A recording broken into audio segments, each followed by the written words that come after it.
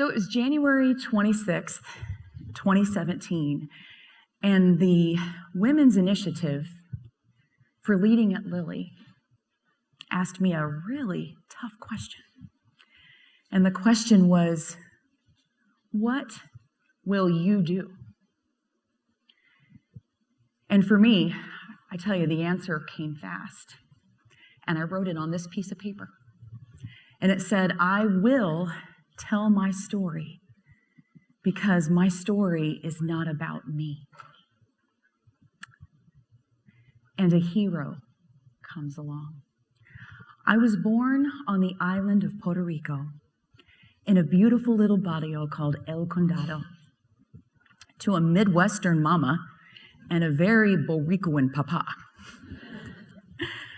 For months, my parents languished over my name. We have a girl, should we give her 2 L's, should we give her 2 N's? On and on it went. And in the end, it was my mother who won this battle, Jelanna. But for months and years after that, my father chose to spell my name with 2 L's. In the true spirit of some Puerto Rican conquistador. When it was my mother's time to have me, those Latin nurses whisked her away to a delivery room and put her to sleep, as was the custom of that day.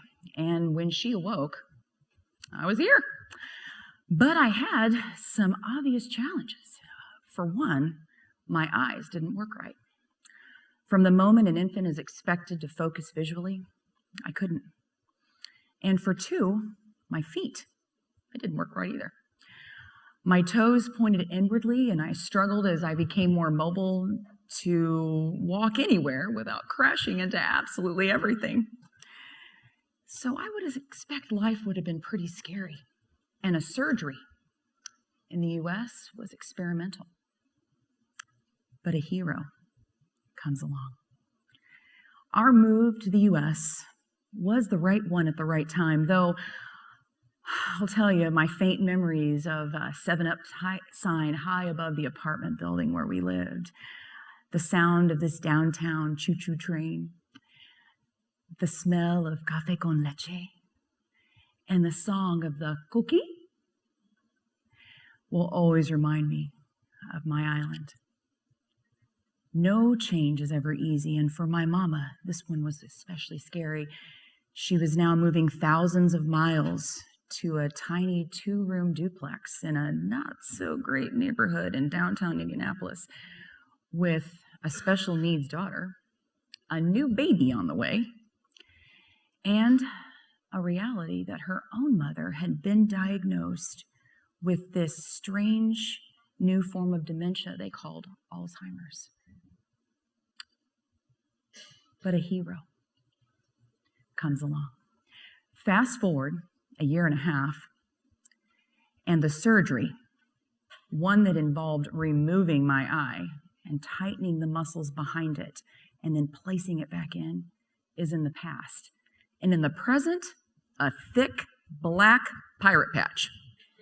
Yep, to be worn over a small child's eye as often as possible in order for my eye to heal. And for those feet, shout it out, thick Buster Brown soled shoes. Anybody wear those? They were 10 pounds a piece at least, but they were designed to correct my tiny feet. Despite these challenges, my mother was surprised at how I began to explode with language and with mobility, with words in Spanish and English, getting them all mixed up. Questions, not necessarily waiting for answers. And as my Grandma, as I called her, as her condition continued to deteriorate, the light and the fire that my mother saw in my eyes, my ability to somehow say what my Grandma was thinking as she struggled, it emerged all at once. And a hero comes along.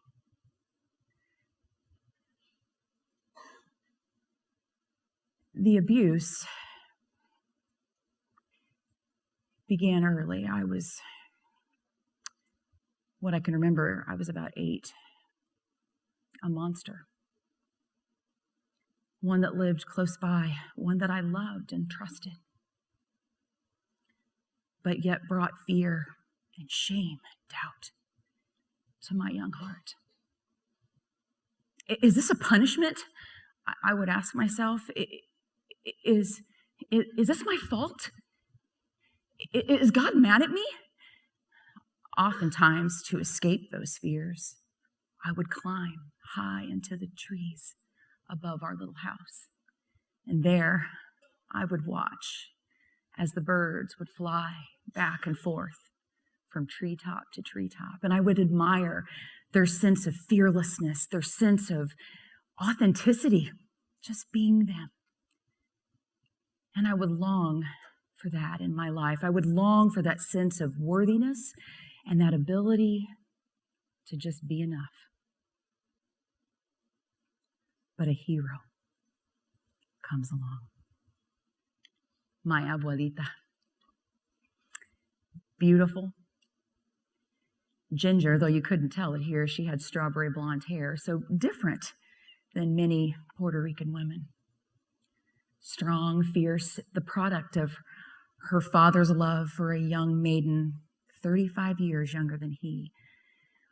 A woman who exuded passion and ran her house of 4 small children while she cared for her husband, while she ran a sewing business, all while loving all of us with every fiber in her being. My early memories of my abuelita surround la cocina, the kitchen. There we would laugh and I would pretend to cook and she would actually do it. But we would sing, and there she would tell me these words. The people, she would say, the people, they change. The people, they make you the pain the one time. And this be their shame. They make you the pain the 2 times, and this be your shame. Tears streamed down my face the day that Abuelita gave me these words of wisdom. Because I knew that change would have to happen, but that change would have to start with me. So let's fast forward 20 years, and a window overlooking the beautiful, dreamlike city of Venice, Italy, opened in front of my eyes, and I stared across those terracotta rooftops. My eyes, well, they no longer needed glasses or that big, thick pirate badge. And on my feet, some little Italian stilettos, since I was in Venice, but no longer the Buster Brown sold shoe days. And with the help of my abuelita, my mama, my papa, my 2 sisters, my brother, and with the strength that I receive from these boys that are sitting right here, Cameron and Mason and Brett, I had accomplished something very unconventional, raising 3 small sons, receiving a master's degree from one of the best business schools in the country, working for one of the largest consulting firms in the world at the time.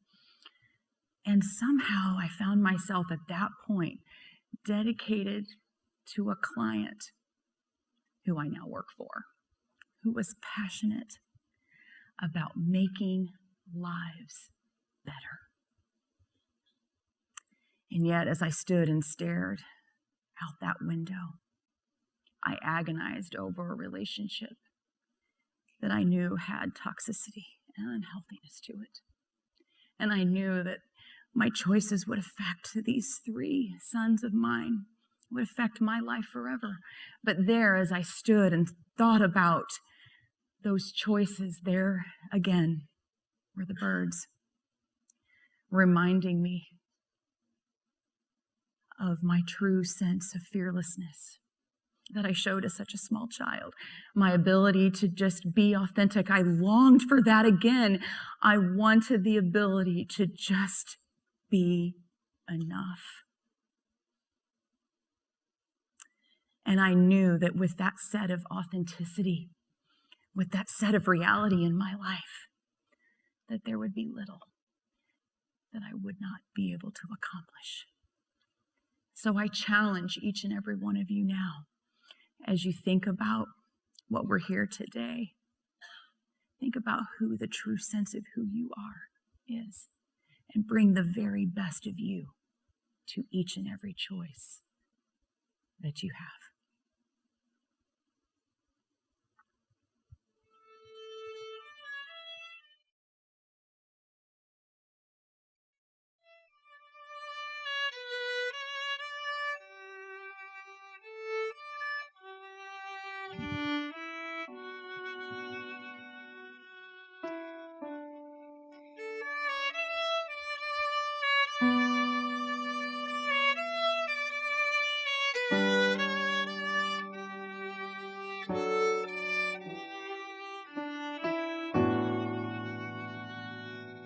Y como libra corazón no se enciende el temor, que fracasos y maldad, que batallas que ganar, en cada paz y el amor nos convierte luchador y descubres lo común.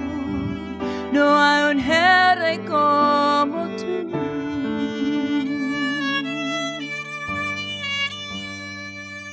And then a hero comes along with the strength to carry on, and you cast your fears aside, and you know you can survive.